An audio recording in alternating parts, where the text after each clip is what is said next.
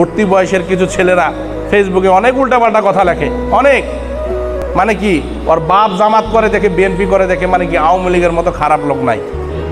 অথচ যদি বলা হয় যে তোমার বাপ দাদার অর্জনটা কতটুকু, নিজের অঞ্চল ভিত্তিক, আমরা বেশি দূর যাব না। দিনাজপুর 6 আসনে যারা বিএনপি করেছে এরা থানার দালালি ছাড়া কোনোদিন কিছু করছে নাকি? কও কথাটা।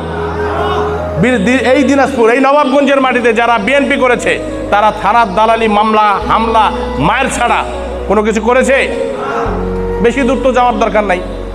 ওরা ক্ষমতায় ছিল, আমরা নবাবগঞ্জ মিটিং করতে পারি না।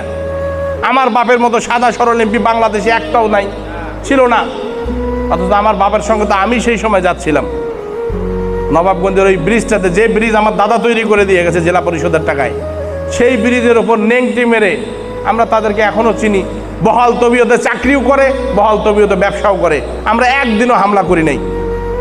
এই বড় বড় ইট আসে আমাদের মাথার উপরে পড়লো, আমাদের 3-4 জনের মাথা ফেটে গেল। ভ্যানটাকে গোলদারের ভ্যানটা কাড়ি নিয়ে গেল, মাইকটা ভাঙে নিল। একটা ইটের টুকরা এসে আব্বার কিন্তু পায়ের বুড়ি আঙ্গুলের মধ্যে, এবং মৃত্যুর আগ পর্যন্ত সেই ঘাটা ছিল। আমরা কি পারি না এখন?